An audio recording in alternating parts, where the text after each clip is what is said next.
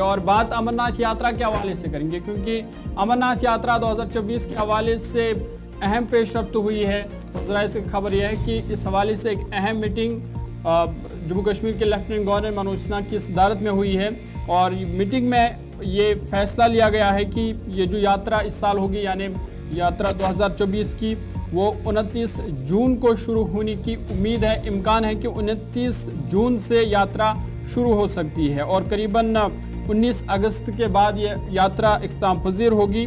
और ये अभी इम्कान जाहिर किया जा रहा है कि 29 जून से यात्रा शुरू हो सकती है, जबकि 19 अगस्त को यात्रा जो है वो इख्तिताम होगी। और इस हवाले से तैयारियां लगातार जारी है। बालतल से लेकर जो दूसरे ट्रैक्स है वहां पर से बर्फ़ हटाने का काम जारी है। और बड़ी खबर आपको ये बता रहा है कि 29 जून से यात्रा शुरू होने का इम्कान है।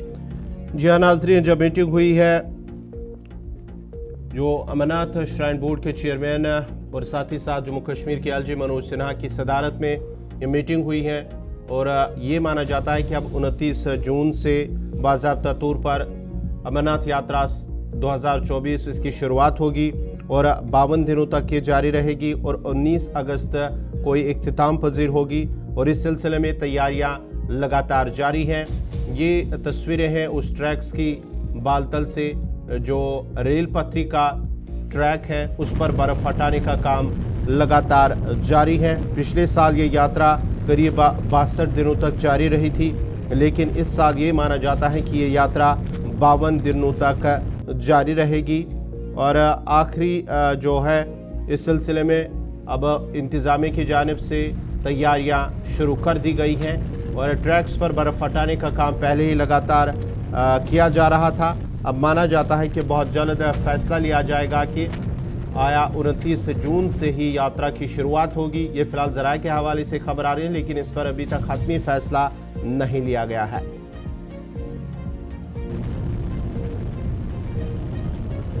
अब ये ट्रैक हम दिखा रहे हैं गुलिस्तान न्यूज़ नुमाइंदा सलीम वानी की जानिब से। जब वो वहाँ पर पहुँचे, काफ़ी मशक्क़त के बाद ही वहाँ पर पहुँचे हैं और बर्फ़ हटाने के काम जो वहाँ पर किया जा रहा है, मुतल्लिका हुकाम से उन्होंने बात की है। इस हवाले से उन्होंने पहले क्या कुछ कहा, पहले वो देखते हैं, उसके बाद शिल्पा शर्मा के पास चलते हैं कि इंतज़ामिया की जानिब से क्या कुछ इंतज़ामात शुरू कर दिए गए हैं।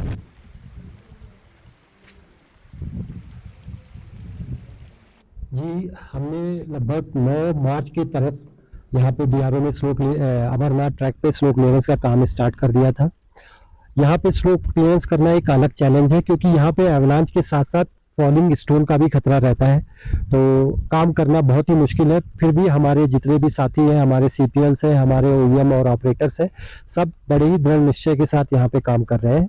और हम लगभग 1.5 किलोमीटर के करीब ट्रैक साफ करके अभी रेल पटरी के आसपास पहुंच चुके हैं। हम डेली सुबह हमारी जो टीमें हैं सुबह लगभग 6 साढ़े 6 बजे अपने कैंप से निकल जाते हैं और यहाँ पे काम कर रहे होते हैं।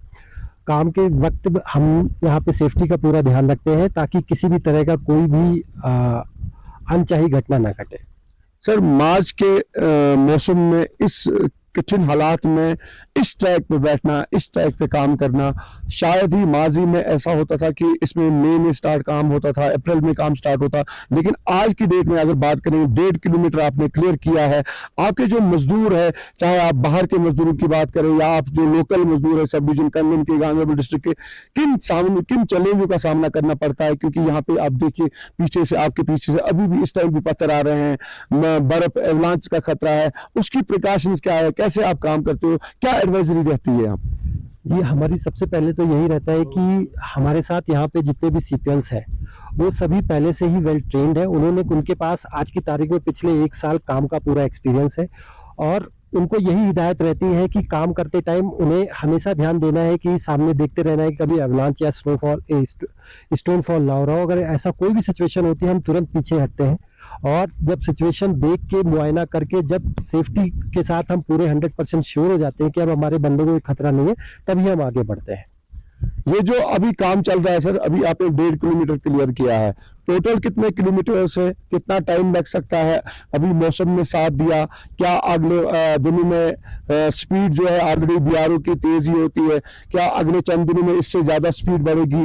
कितना टाइम लग सकता है अभी ट्रैक को पूरा तरह क्योंकि अनंतनाग से भी ट्रैक है, सोनमर्ग से जो बालतल वाला ट्रैक है, कितना टाइम लग सकता है? क्योंकि आपके जिस हिसाब से आप ओसी क्या कहना चाहते हैं? हमारी कोशिश रहेगी कि ट्रैक को जितना जल्दी से जल्दी हो सके हम खोल सके। हम धीरे धीरे करके इसमें यहाँ पे अपने सीपीएल्स की भी संख्या बढ़ा रहे हैं और ट्रैक खोलने के साथ साथ हम पीछे से काम भी करते हुए आ रहे हैं। जैसे हमें आगे कंड्यूट पाइप को बिछाना है, पीछे सेफ्टी के लिए जो हैंडरेल्स वगैरह लगानी है, ये काम भी हम साथ साथ करते हुए आएंगे। साथ में हम पीएमटी वर्क, ताकि जो हमने फॉर्मेशन किया है इसको हम बचा के रख सके, ये कार्य हम साथ साथ करते हुए जाएंगे। ये आपने देखा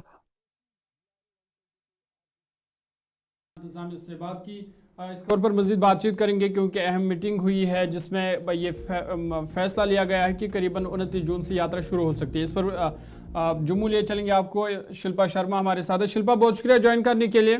अपडेट कीजिएगा, खबर है कि मीटिंग हुई है एलजी मनोज सिन्हा की सदारत में जिसमें ये फैसला लिया गया है कि 29 जून से यात्रा शुरू हो सकती है। क्या कुछ अपडेट है आपके पास?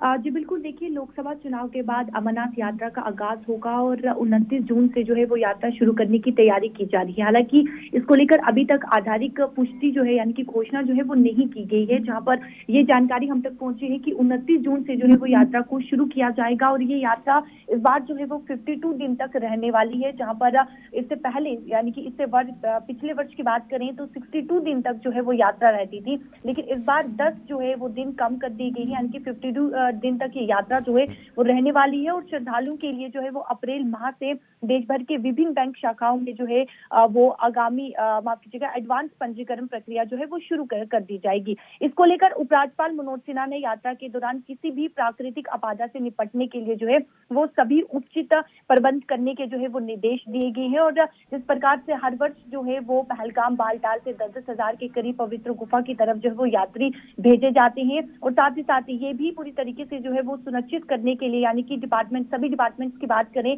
तो सभी डिपार्टमेंट जो है वो आपस में कोऑर्डिनेशन होकर जो है वो काम करेंगे, जहां पर श्रद्धालु के रहने, बिजली, पानी, सुरक्षा को लेकर अन्य प्रबंधों को लेकर जो है वो कोऑर्डिनेशन में काम किया जाएगा।